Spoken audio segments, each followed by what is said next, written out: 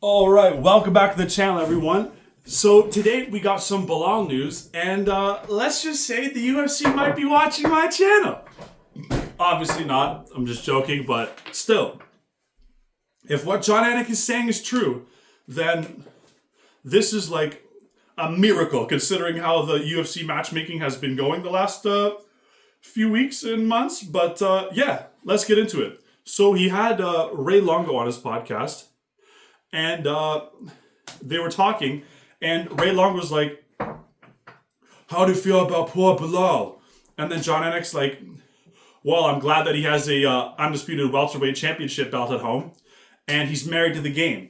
And if you don't recall or don't remember, literally a few days ago, Belal was posting that he was back in the gym training and working on his punches and his boxing. And that's the thing, like, Belal deserves all the respect. And I was saying this after his Jack Della Maddalena fight, but still, like, if what Jon Anik is saying is true, because that's the thing. Not only is Jon Anik literally one of the top members of the UFC, he's also really good friends with Belal. So if anyone knows and has some, like, secret, behind the scenes information, it's Jon Anik.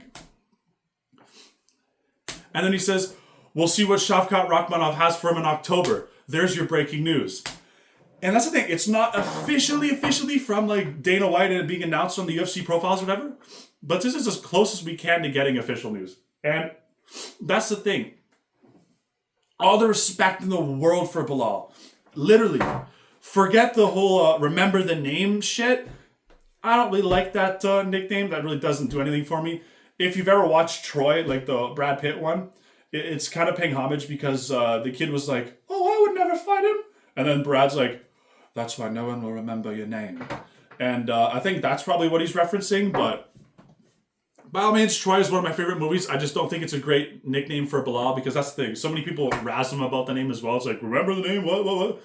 He should have the name Lionheart.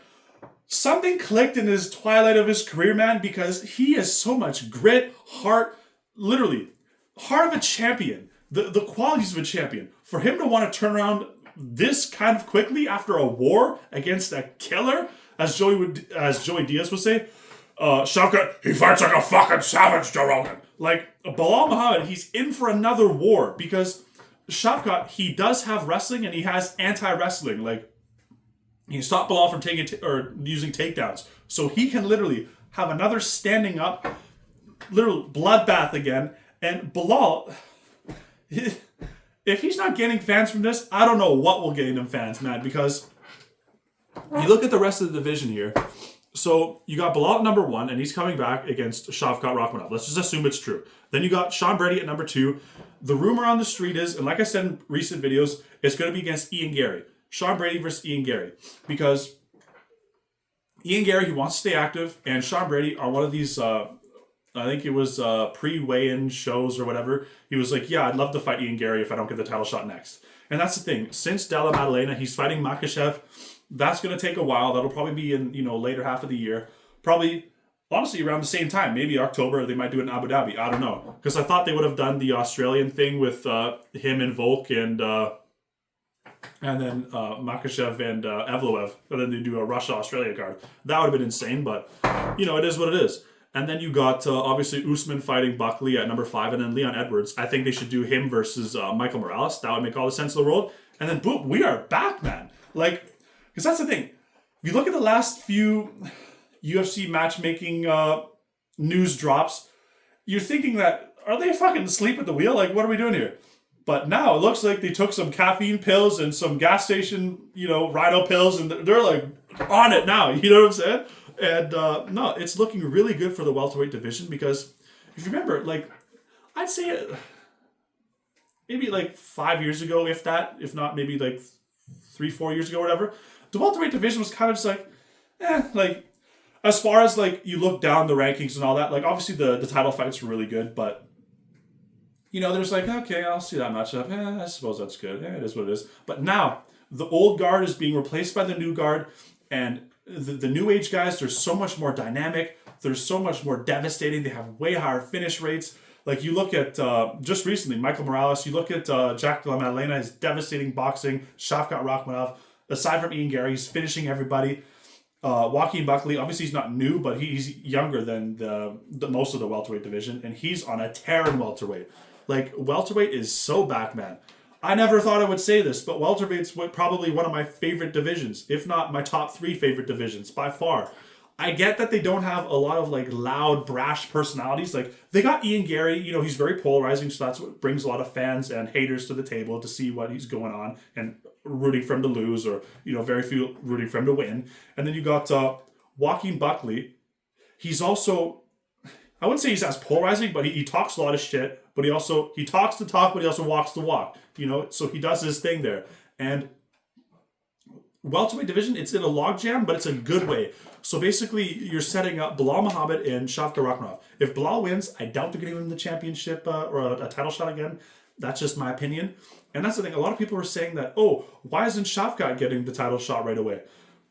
As much as his win against Ian Gary was good, it wasn't as dominated as people remember. And not only that, there's so many more contenders in this division that deserve the title shot as well if they get through their next opponents. And I feel like Shavkat needs to come back and remind the people. And that's why this fight is so good between Belal and Shavkat, because if Belal wins, he shows that, Della Maddalena fight, as much as it was a war and I lost, I can still hang with the young up-and-comers and the up-and-coming killers in Shavkat, and I'm ready to go back in the title shot. And then if Shavkat wins, it's like, okay, boom, I just beat a former champion. And if Shavkat's going to win, I'm going to assume it's probably by finish. So if he finishes Belal, boom, that skyrockets him to the next title shot. Because depending on whether Makhachev wins and he wants to stay active, because I'll be honest, I don't see Makhachev staying around forever. So if I'm the welterweight division, ideally Della Maddalena wins, because Della Maddalena, he's going to want to rack up title defenses. Whereas Makhachev, I don't think he would be as active. It would be great to see Makhachev win the double belt, but it is what it is. I was a little annoyed with Makhachev moving up and not fighting Topuria, but if you look at it from Makhachev's perspective and for his career, having a second belt would be a lot better than fighting Topuria. And I know that would be a super fight at Topuria's like his McGregor, but still. I feel like Makhachev, there's a lot more interesting matchups in this division because, like I said, at lightweight, it was Topuria.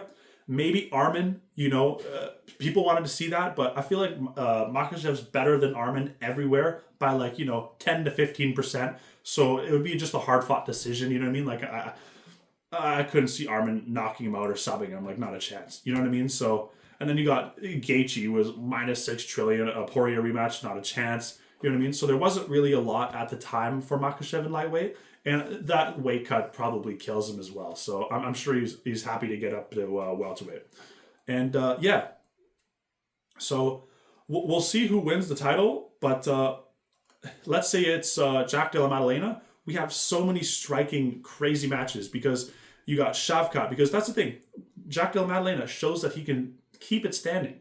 As much as he got taken out or whatever, he's improving so much fight after fight. And now that he's not injured, I'm sure he's going to want to stay a lot more active.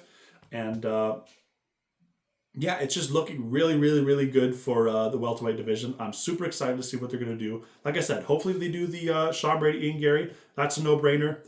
And then, you got Leon Edwards versus Michael Morales. And then we'll see which fighters come out on top and how they do it. Let's say, if it's decision, it'll be a lot harder to choose.